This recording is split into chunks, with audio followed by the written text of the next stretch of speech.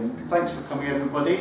This is the 5th Roadshow Fresh Start Foundation are putting on to make the public aware about child sexual abuse and Satanist ritual abuse that's happening all over our country. The whole idea that we're doing these roadshows is so that we give the information out into the public domain, and then it's up to the public to decide, what they want to take from it.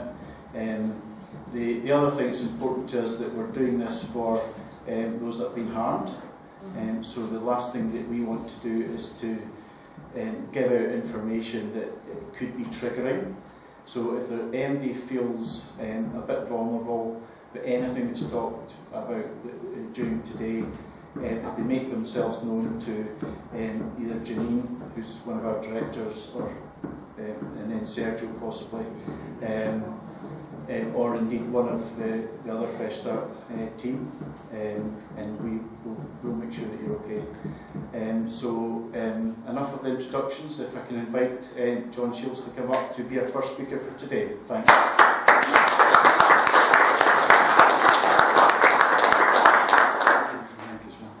This is a privilege being the first to come up here. I never knew this was happening.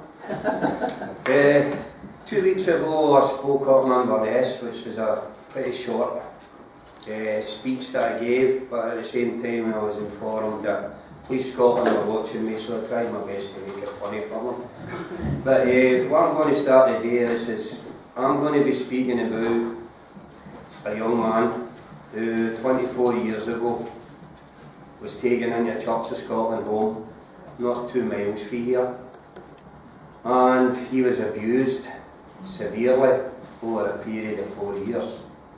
Now, my story is based on my son didn't have a voice, and this is what the foundation is. It's a voice. It's a voice for getting stories out. It's for a voice to let people know what goes on in these homes. Now, my son, he was put into a Church of Scotland home, and I'll be repeating this over many visits that I'll be doing, so I hope you don't get fed up with it, but he was put in a Church of Scotland home without my permission. I never knew it was happening. And my son, before he even got into this home, was abused while he was in a respite situation within this home. Now, this went on, severe abuse over a period of 4 years in this home. It was kept from me. The local authority had it. The Church of Scotland, who looked after him, had it. And it seems to be an ongoing situation where these abuses are taking place and nobody is getting the chance to find out what's going on. John, as I say, can't speak, and these are one of the reasons that John was picked on, is because he couldn't react and he couldn't say what was happening to him. I've got, as I said, my story. I could stand up here for hours and tell you exactly what happened to John. When you think of this young man who had a severe learning disability, couldn't speak, he's put into a home by one parent who expected him to be looked after, have a good life, and it's unbelievable to think that he was actually assaulted and abused before the documentation was even signed for him to be taken into care. Now, I spent nearly 20 years now trying to get to the bottom of what happened to my son, get documentation, and then I realised how hard it is for people to do it, trying to get the documents. As I said, my fight has been horrendous, and I'm going to admit it, it's absolutely horrendous what I've had to do to try to get information about what happened to my son, get information who was involved in the abuses of my son. And as I say, one of the serious issues is, in these homes, these children who've got learning disabilities have no chance. Me and myself, my partner, I says, when we done the investigation to find out what happened to John, we were given no assistance, no help, nothing. Every corner at the turn, there was nothing. Nobody wanted to speak to us. we were given details on how we would need to go about finding out about what happened to my son. And I'm telling you, but for being an adult with a child in care, I would never put my child into care. I couldn't. After what I've heard, what I've seen, even over the last years when I've been watching programmes on the television about abuse in care, I just could not do it. I have regretted every day the minute that my son was put into this home. I'm waiting for the day when I actually face the people who took my son, put him into this home, allowed the abuse. You know, you've got local authorities here, two of the biggest, I'll name them, Glasgow City Council, North Lanarkshire Council, who both, between them, covered up what happened to my son. They would never listen to what we says. They wouldn't look at the structure that my son was based in this home. The fact that a young man would get into a home, toilet trained, who ended up wetting himself, eating his clothes. You know, my son was that bad in a home. This is some of the things that happened. My son was that bad in a home that they were going to send him into a hospital for x-rays of his stomach because they thought he had fur balls with the amount of clothes that he was eating. You know, this was a sign of abuse. You know, everybody knew it as, you know, anybody, you don't need to be a doctor to realise that there was a problem. That he was eating his clothes to the extent there wasn't one piece of clothing that my son had didn't have holes in it. Because that is all he done, was sit eating his clothes. Because one, he was terrified. Two, the abuses just didn't stop. You know, you can look at yourself and say, right, you're a father, you're strong, you're hard, you could have done more about it. The thing is, the legal side, the local authority, is not an easy thing to break down when you discover that something's happened to your child. They do whatever they can to keep you away from the place, to keep you unaware of what's going on in their homes. That says, when you talk about local authorities, you know, we were given what they call a tree, and you had to follow the branches of the tree all the way up.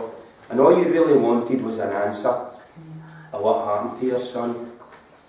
Myself and Janice, you know, I've been driving that woman up the road because she's had to go along with me to meetings as far as you can go in the local authority scene to get answers about abuse.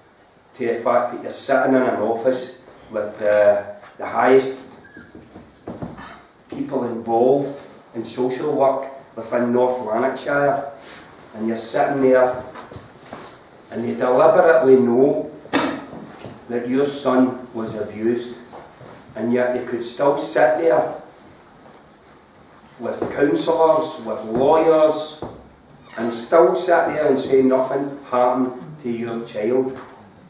And then you go through about 4 or 5 hours of sitting with these big social work officers, as high up as you can go, and they just give you one load of rubbish.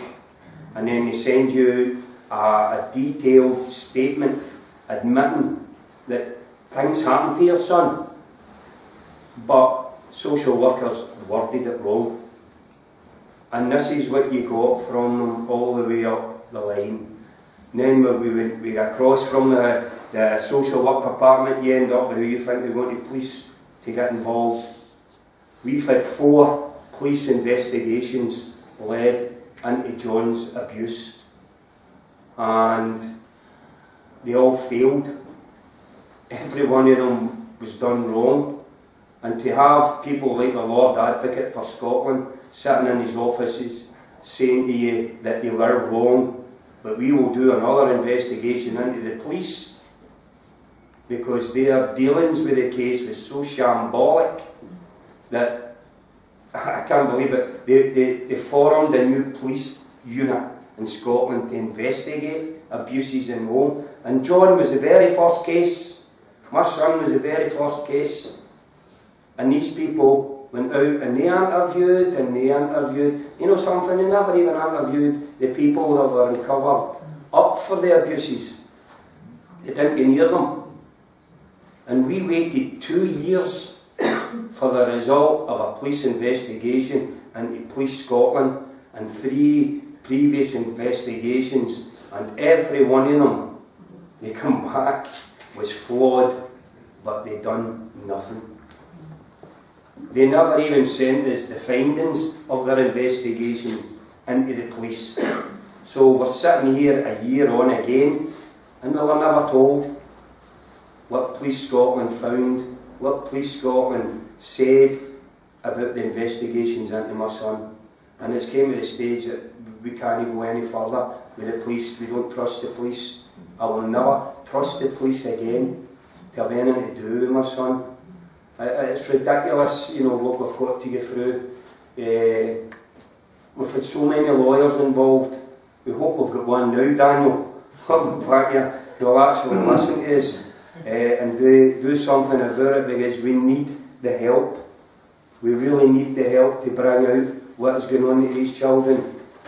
As I said, my involvement with the foundation will be to help these children in a way that nobody else can, because they don't have any voice. They're in homes, they're getting abused every day. We know it's happening every day. You know what I mean? Although these children, you know, there's hundreds of them get put into these homes and they suffer abuse because there's nobody there to talk for them. When we were in the home up the road here in Springburn, I never seen another parent. We never seen a parent coming to visit these children. It was like they had just been dumped and they never bothered with them. And then after the 4 years, when I went in and took my son out, because I couldn't sit back anymore and watch him, I had a boy who was vegetating. I had a boy who, the things that was going on in this home was unbelievable. The stories that, you know, we were hearing, it was just shocking, as I said. And when I eventually couldn't take it anymore, I says to John, right, we're getting him out of there. We're getting him out of there. I said, I can't handle this anymore. I used to go up to a home, a wee boy, he'd be lying there, and he wouldn't let me go. He wouldn't let me go. Sometimes I fell asleep beside his bed with my hand under his face, because he would not let me go, because he knew what was happening to him. And to walk away from that was shocking. To go home, Janice, I used to go home with Janice, I said, I'm shut up, I can't handle this anymore. We have got to get him out of there. And this is what is going on in our homes. It's been going on for years. It will keep going on until it gets stopped somewhere or other. Me personally, I'm scared of nothing now. I've been through the mill. I've been in front of MSPs. I've gave stories. You know, it just gets shocking. I get fed up with it. And best thing I've ever done was join this foundation. Because we're nice people. We know each other and we will fight for everybody's rights. And these children and the people who have been abused, we will fight for you, because nobody's going to do it for you. I was speaking to my lawyer, who is my lawyer now, Morrison Solicitors, and I was telling him, my son's case went in front of, it was supposed to go in front of the historic abuse case. It will not be gone now, because they're not going to do nothing for my son.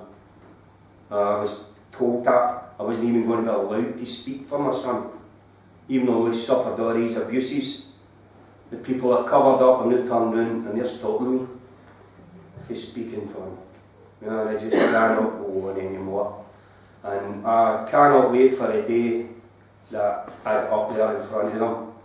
These people that covered up my son's abuse. The church, you know, they discuss me.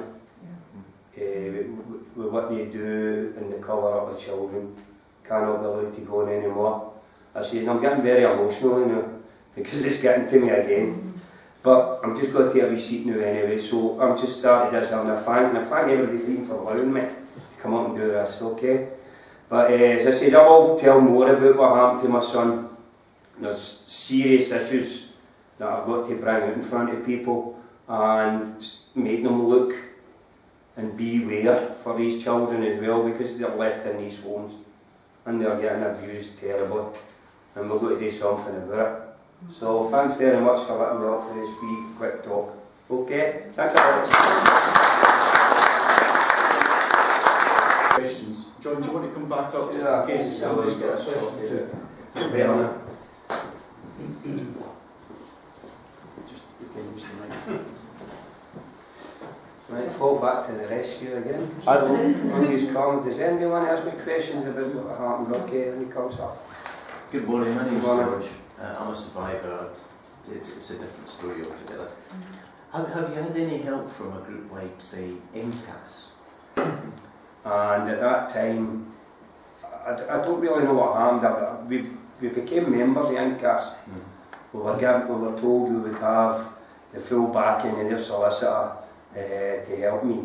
But one of the things that I never ever told you is, when I discovered what happened to my son and I went as far as the Lord Advocate's office, I get set up by the Lord Advocate's office and the Scottish Government, where they took my son away from me. They set me up for assaulting him, and I never done nothing. And when I went to INCAS to ask for a lawyer to help me fight that, I was bummed out. And that made me worry what INCAS was all about. I know Alan Draper, I've talked to him, and he was very sympathetic. He was better than Frank, because he understood more from the abuse side of what it was like for somebody like John.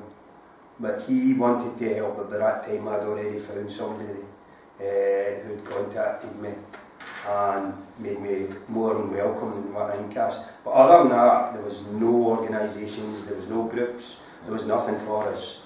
We had to do this ourselves. Who funds INCAS? I'm not too sure myself. That might tell you where you got the problem. Well, probably yes. We do our own funding, we do our own running about, we do our own, once we're finished we'll ask people to help us out. That's the only way we do things. We don't ask anybody for funding, whether it's the government or local authority. I wouldn't even ask them for a penny, to be perfectly honest with you. Me personally, you know, I'll get in my own pocket before I'd even go to a local authority and ask them for anything. Because it's the best way to go forward and it's the best way you can't come back at you. I'm just wondering who's funding INCAS, and is that maybe the INCAS, I'm not too sure.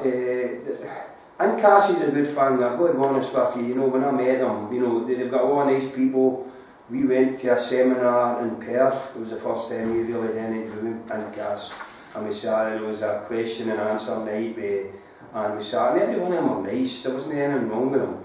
I don't know, but when you ask questions, you're promised answers and help, etc., but nothing comes about.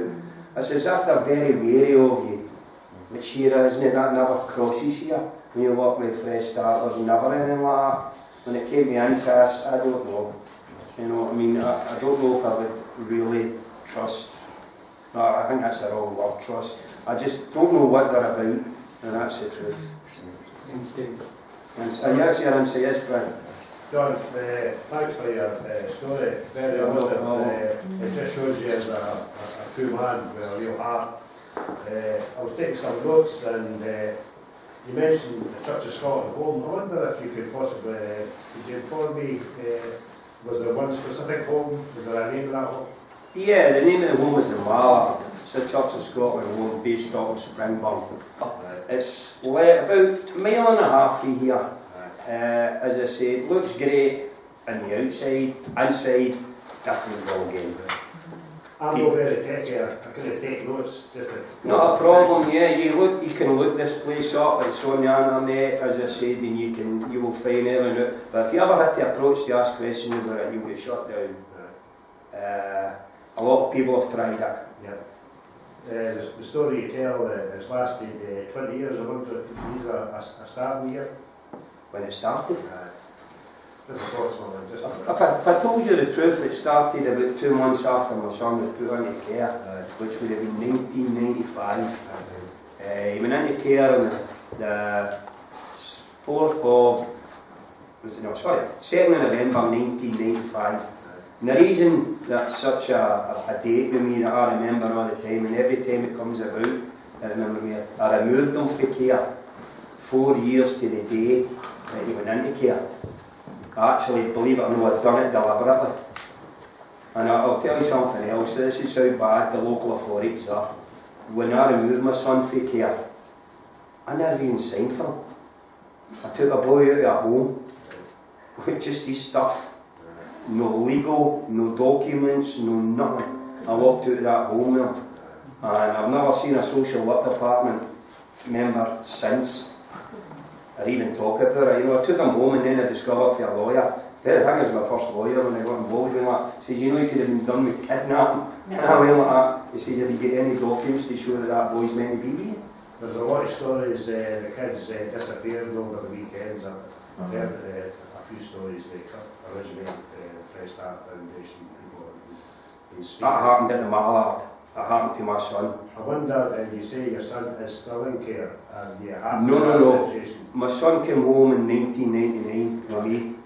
He stayed with me up till 2014 when I was set up by the local authorities and the police. Right. And then he was taken from me. And to this day, you know, I had no idea why they were taking him off me. It wasn't until he was away from me, and I wasn't even allowed to come out of my house. Even, first of all, when I was arrested, they kept me in a cell. This is crazy. They kept me in a cell in Perth for 7 hours, and they wouldn't let me out until my son was out of the Perthshire area. Well, my partner was sitting outside the police with my sister, waiting to get me out, and the police refused to let me out the cell. I've got some experience in myself. It's a crazy system, but when they try to keep you down, they will keep you down, and they will kick you in the teeth when you're down. But the best thing they bring is get back up again, go out and fight it again.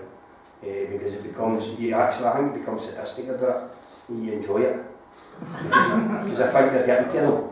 You really are getting to them. You've got the greatest reason in there. You have, that's it. We fight for these children. That's what I've done. You know, I even went advocating for children because I had to do it. And that brought me into more contact with more parents. And I used to fight. I don't know many times was I working in organisations, Janice, that told me to get out. Yeah. Because I was delving into things I shouldn't have been doing, and it was because I only wanted to help and find out what was going on. You were too honest and they didn't want to push it. Two organisations based in Perth. You were working outside your organisation, John. Yeah, and I was given a choice. As a member of the public, that's where we are. Yeah. It's very hard to know what they're up to. Yeah, because it was a pure case of it back to me. You either work with the client and you stay away from the family and you just do your job and leave it and go home. And I said, well, I can't do that.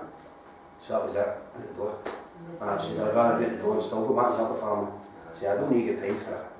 You know what I mean? And I done it. And Janice would be like, you've been sacked again. I'm like, I said, because it was my way of dealing with it. It was my way of dealing. It's been my way of dealing with everything.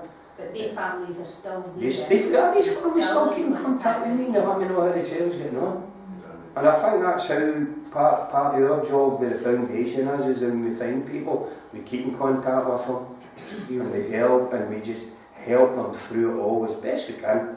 You know, and it's the only way forward in this fight. And this is what it is. We've got to stick together and fight forward. He says, you know, there's a lot of things been said about us lately.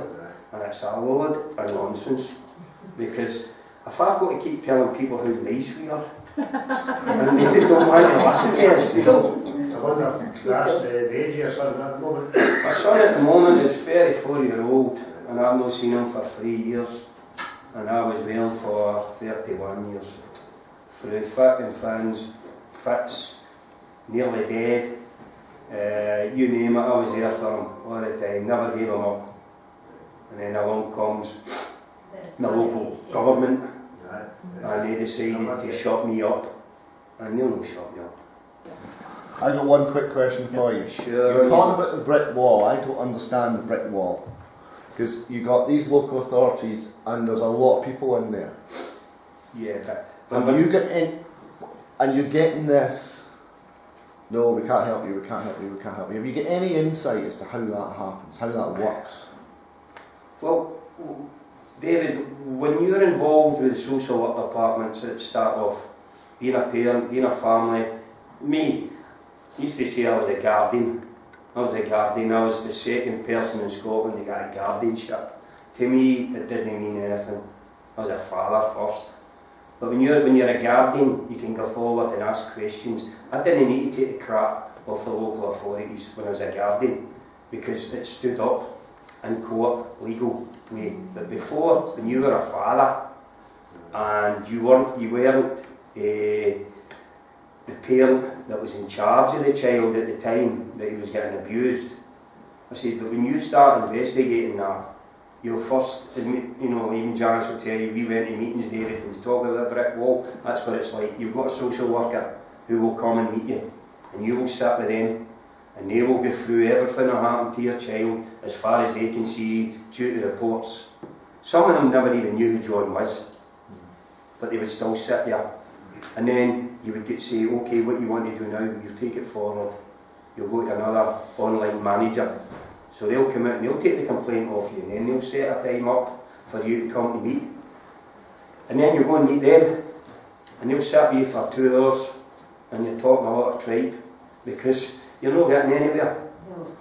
Because one thing that we as a society are up against when it comes to fighting child abuse is, you don't have the documents, they have the documents. You physically know what's going on, but you don't have the documents to back up what you see and what you view for your perspective. But when you get a local authority in front of you, they sit there and they've got the documents, but they don't let you see the documents. They don't let you see the documents. Until I took the guardianship, that's when I seen the documents. And nobody answered. Nobody asked me then. Think now with your solicitors on board, John, that'll make a difference? I'm hoping that the solicitors, you know, whether I can do any more for my son, I don't know legal-wise. My lawyer dropped me on the day of my hearing, and then I found out they were nobbled, and before I knew it, they were the ones that come up with the convictions. Now I worked with John for 1999 to 2004, to many years, like 15 years. I never had one bit of problem. These 3 convictions that they gave, you know, they got to me, that was the only problems I ever had in 15 years, and they all took place in a 3-week period. And 2 weeks of them was based on an investigation by Police Scotland into what happened to my son. Police Scotland were appointed to investigate the abuses of my son. Within 2 weeks, Police Scotland were arresting me. Can I just add, John, that in my experience, the local authority will not give out records, even if asked by a lawyer, even if there is a declarator added to a guardianship order, specifically obliging them to produce records. Well, see, all I've heard with the historic abuse cases, a lot of the people who were abused can't access their documents. And the thing is, when you go to the historic abuse case and the files are always there. I've been told that they're being destroyed or they're hidden. I went after my files. A lawyer's company went after, based in Blairgowrie, we went after the files for my son. Oh, sorry, it was a Glasgow company. It's not many lawyers, and most of what was there. It was a Glasgow company went after John's files. And I gave notice of 48 hours to North Lanarkshire Council to hand over John's files. First of all, I was told they'd been scattered to the 4 corners of North Lanarkshire and they couldn't find them. Then we cited them. You've got 48 hours or you'll be found in contempt of court for the destruction and destroying of these files. And what did they do? They turned up with every piece of information concerning my son, and I got it. But see, as soon as I got the files, that's when all the problems started. But see, that took 7 years in my life to get the files. 7 years of fighting to get files that were missing, lost, disappeared. But no, as Bill says, you have got access to these files. When you're a guardian, they can't keep anything away from you. They've got to give you everything. If they lose it. The funny thing about North Lanarkshire was, and one of the things that we noticed was, when I received John's files, and the police got involved, Police Scotland were meant to went into Motherwell, which is the council headquarters for North Lanarkshire, and they raided the place and they took files. concerning my son. I've still never seen them, and I don't really know what they're about. But I tried to raise an action by saying to North Lanarkshire Council, how come police come into your headquarters and raided it, and they took away files concerning my son? I have never seen the files or what was on them, and I don't even know where they are now, because they are lost. And the fact is that I had actually been speaking to North Lanarkshire Council the previous day, and the chap was wondering how I managed to know that their place had been raided by police. And I went like that. I said, because the police told me. I said, do you want me to send you a copy of the letter? And they covered up something. I don't know what they've got concerning my son. I've got an idea, but how I go about getting it, I don't know. But it was something serious when you go to that extreme.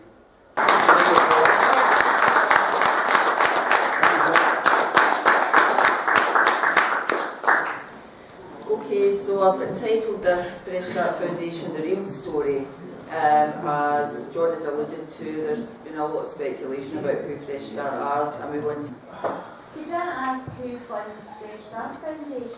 Nobody. Nobody. Right. We don't take any fun. I mean, this is some of the things I'm going to cover. So I'll start basically. Right. So my first slide is the need to address the elephant in the room. So largely we've been targeted mostly by an organisation called Hoaxstead. They're set up online as an organisation to look at what they perceive as hoaxes. So if there's been a child abuse case, for example, they'll go all out to prove that child abuse case to be a hoax rather than genuine. So we've been very much targeted by them. I think it's a strange concept to discredit those speaking out about abuse. What would be your motivation for doing that? And they tend to speculate that those of us associated with Fresh Start Foundation must have something that sinister motivations to do what they do. So I'll go on to Hoaxstead later, but it's been quite concerning. So Fresh Start were formed after it was clear that survivors of childhood abuse were not achieving justice. And in fact, many had their lives ruined by trying to reveal what had happened in a number of different ways, and you'll have seen that really clearly in what John's brought across there. We're of the view that we could cope with any backlash for attempting to uncover abuse and protect the survivors from being a target, because that was one thing we were really clear on. We've all got broad shoulders, we can take a lot of the backlash that comes where survivors would really struggle with that. We did not anticipate the intensity of the bloggers in opposition. So obviously we've got Kat, who's a fantastic blogger, to promote Fresh Start and issues for survivors. But the bloggers on the other side are coming out just as strong, really, to try and discredit us. So my big question mark at the end of it was why? Why would anybody want to do that? You can speculate yourselves as to why you think that is. So what would be a natural response to survivors of abuse and stories about abuse? To feel empathy for the abuse survivors, not to try and say that they're lying. Believe them. Why would they lie? What would be the motivation for lying?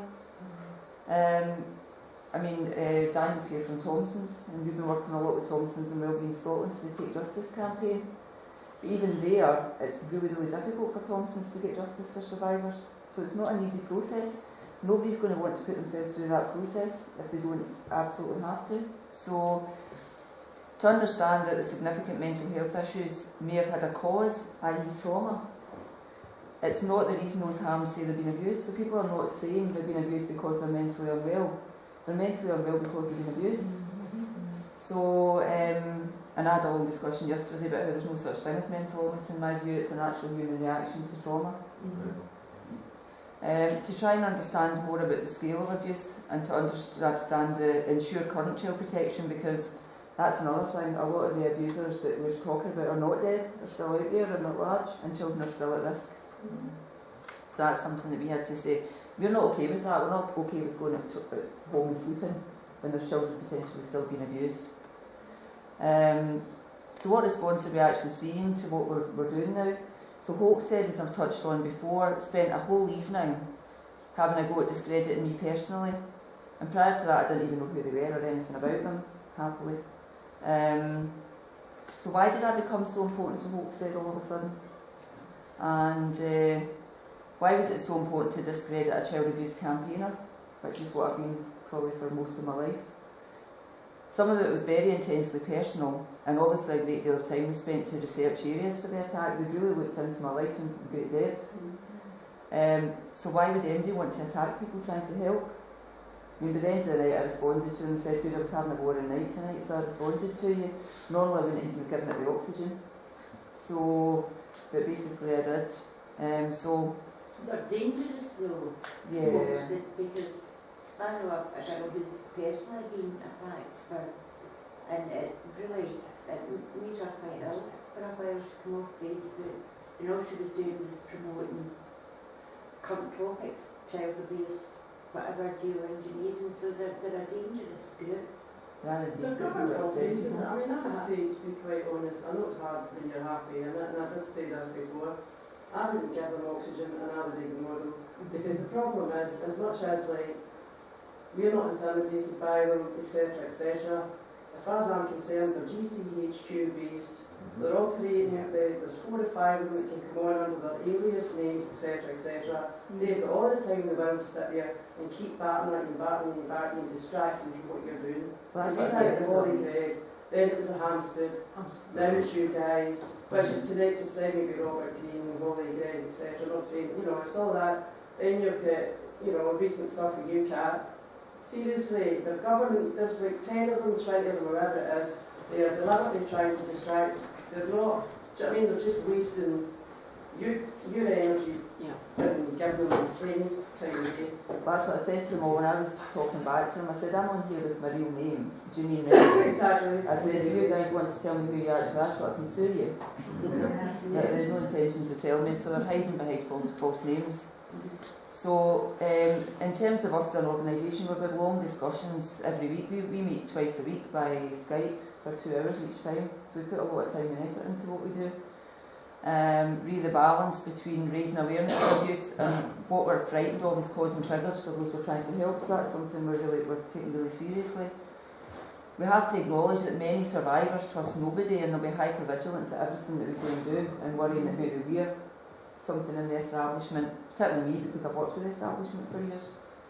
We have to ensure that all of our speakers have the chance to give their own testimony and reality for them, but we must also recognise that some listening could cause further harm, so that's another thing that we're very conscious of.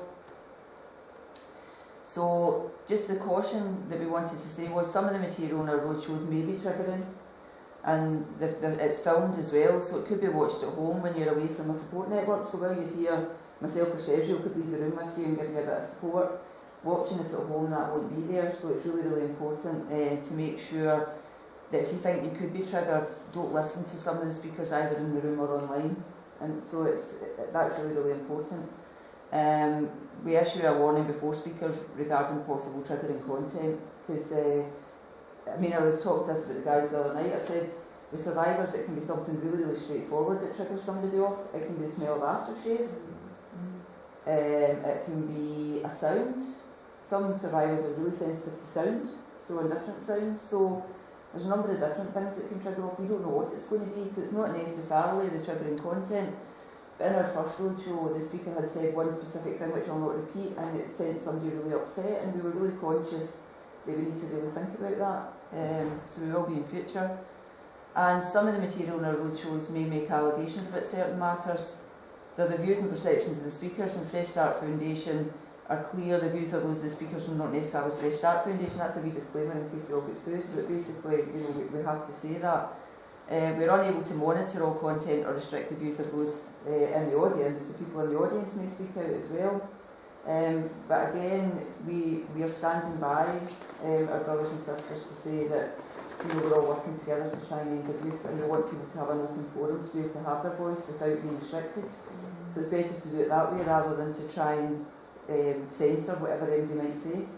And I think I'm probably one of the worst culprits for saying things that I shouldn't really say. So the board of Fresh Start Foundation have all got the potential of being attacked, and we are on a regular basis. Being attacked is not okay. That's one thing we need to understand as well. Would we accept bullying in any other walk of life? No, we wouldn't. Our professionalism will continue to be questioned. Now, if anybody wants to know who I am, you can look me up on LinkedIn. I've got every qualification I've ever had and everything about me online. I don't hide it.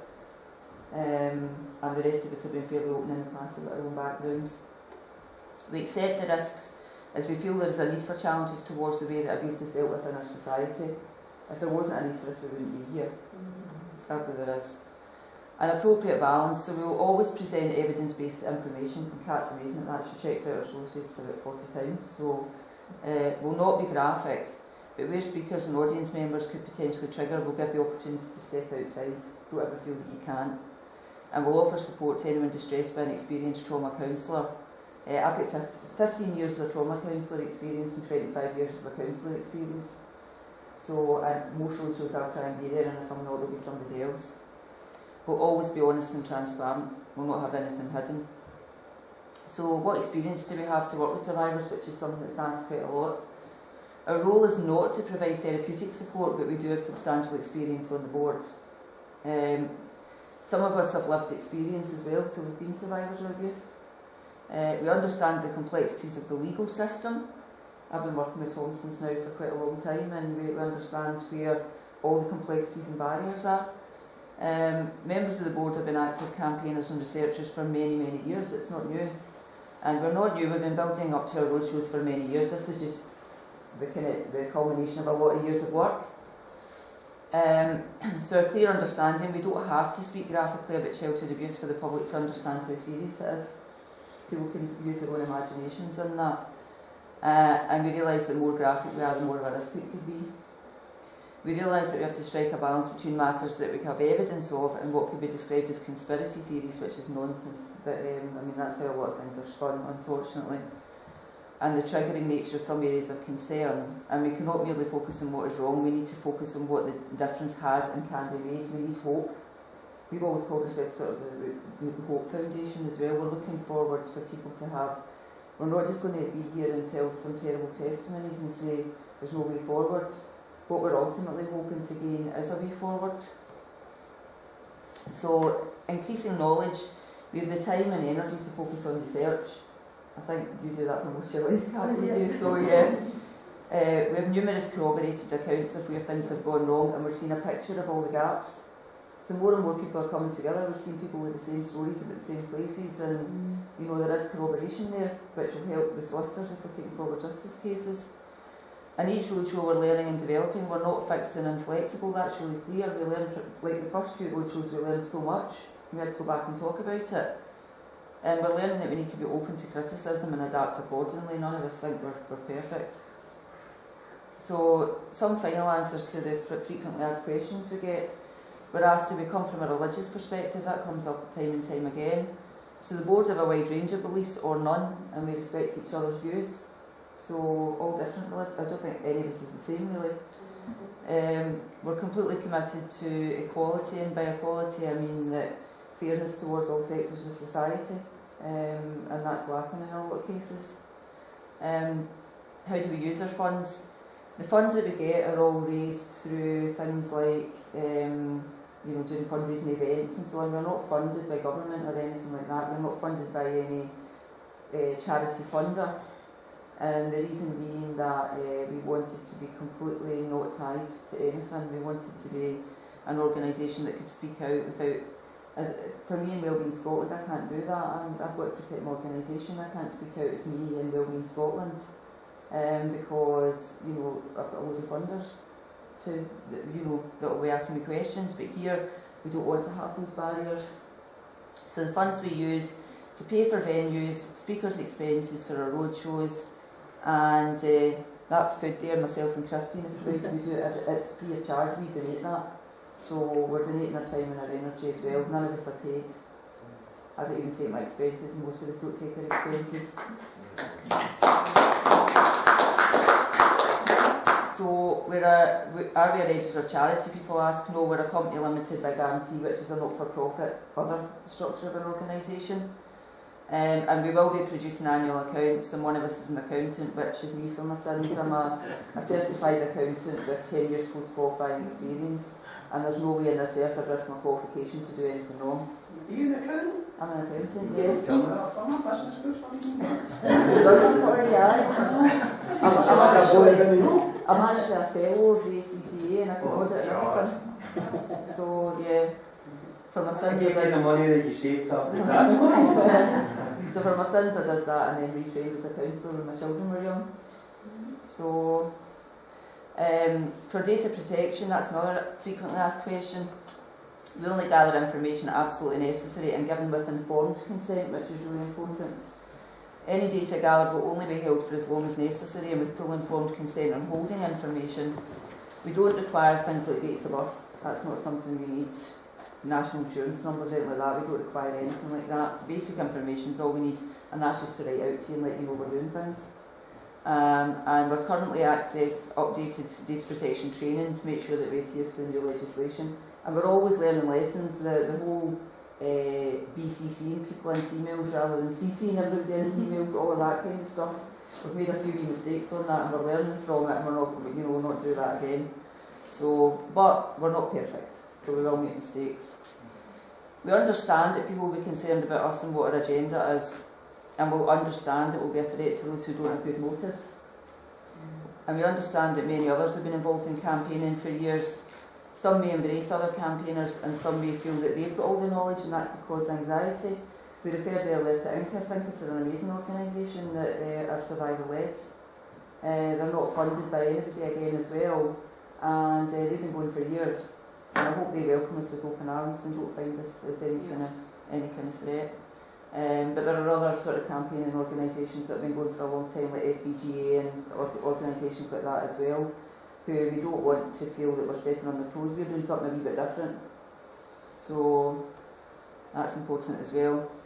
And how do we resolve concerns? Well, we're transparent about who we are and who we're not, as I've just said. We're clear about which speakers may cause triggers.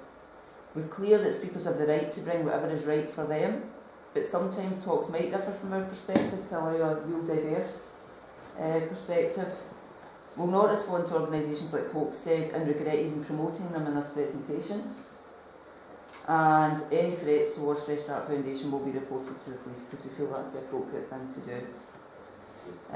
Rights, we all have a right to free speech and we'll maintain a right to free speech. If we are pressurised for speaking out, we should challenge that fully. We should seek justice for those who have the right to achieve justice, which is pretty much every survivor or person that's been harmed. We have a right not to be mistreated, and we have the right to be treated with respect, as anybody does. So for today, if you feel upset or triggered, you can leave the room, and if you want support, then indicate to one of the directors, or we may assume you're having a comfort break. But you don't need to be really explicit on that. Today's talk may be triggering to those who may be triggered, so you may choose not to stay. Please ensure when asking questions that we respect the views of others and the potential of triggering others in the room. So some of the questions have been a wee bit graphic and that can be quite hurtful for people, so just to watch that as well. So positivity, we've already reached around 70 people at the roadshows and many more online. I think today brings us up to over 100 anyway. We're receiving very positive feedback from those who respect our aims. Largely most of the feedback has been positive. Some people have expressed the difference having a way forward is making to the ability to have hope, that somebody's actually speaking up now. And we have all stuck together through adversity and we keep becoming stronger. So that's me.